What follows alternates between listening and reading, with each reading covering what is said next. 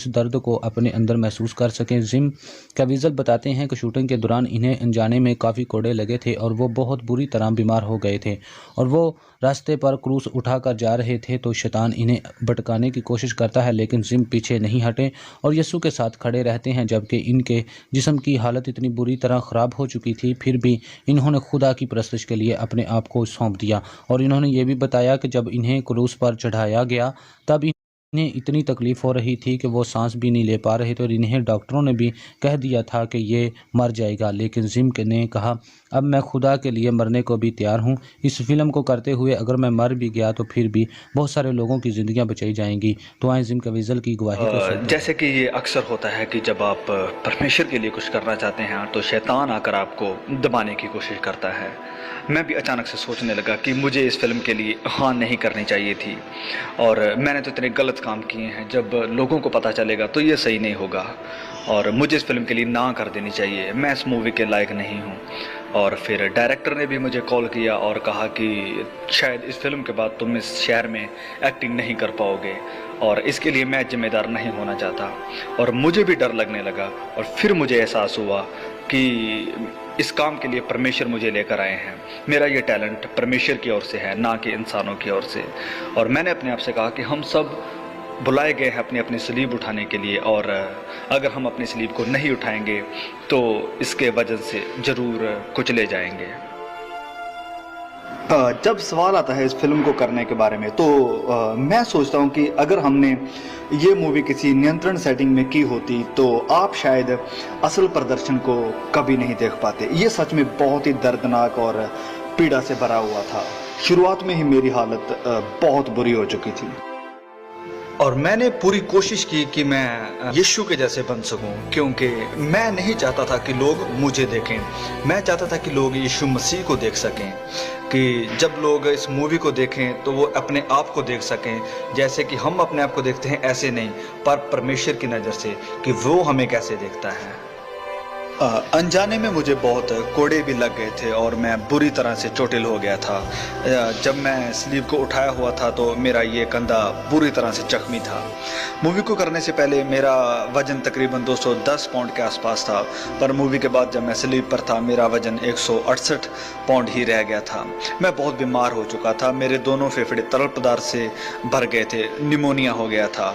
और जब शूटिंग ख़त्म हुई तो बहुत से लोग इस बारे में नहीं जानते हैं और मैं ज़्यादा बात भी नहीं करता, लेकिन मुझे दिल की सर्जरी करवानी पड़ी थी और शूटिंग के अंतिम दिन में आसमानी बिजली मुझ पर गिर पड़ी थी।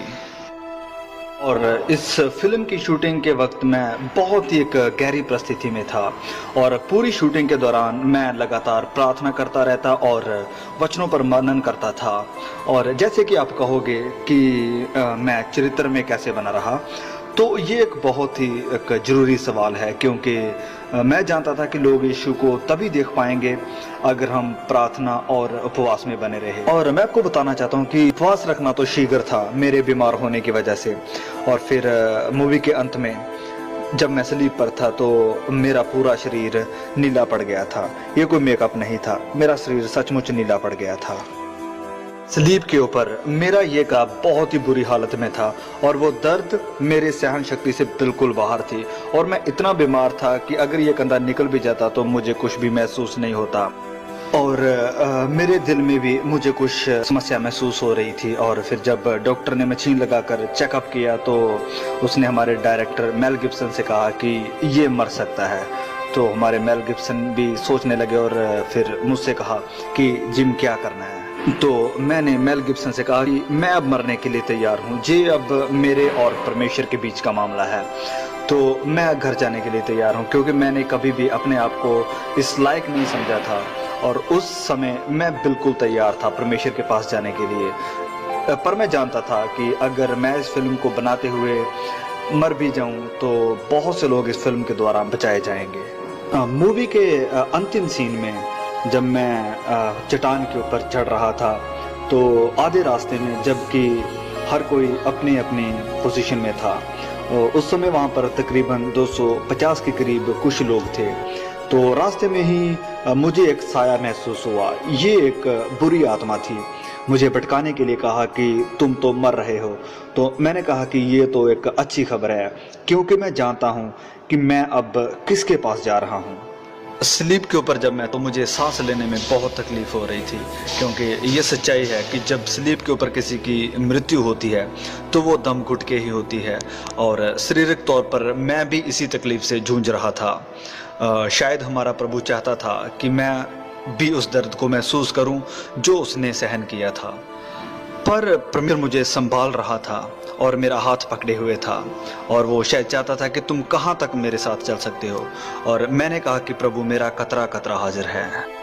अंत में मैं कहना चाहता हूं कि सप्ताह में सिर्फ एक बार प्रैक्टिस करके आप ओलंपिक एथलीट या फिर विश्व प्रसिद्ध चैंपियन नहीं बन सकते हैं। यीशु को अपने जीवन में आपको हर पल प्रतिदिन लेना है। यीशु ही आपकी सच्चाई है, वो आपकी जिंदगी है, वो आपके साथ हर पल रहना चाहता है, आपके जीवन का वो कोच है। जब आप गिरते हैं तो वो आपको हिम्मत देता है फिर से चलने की, वो आपको सहारा देता है, वो चाहता है कि आप उसके लिए और ज्यादा, वो आपको उत्साहित करता है कि आप उपवास करें, लगातार प्रार्थना करें, सप्ताह में बस एक बार नहीं बल्कि प्रतिदिन।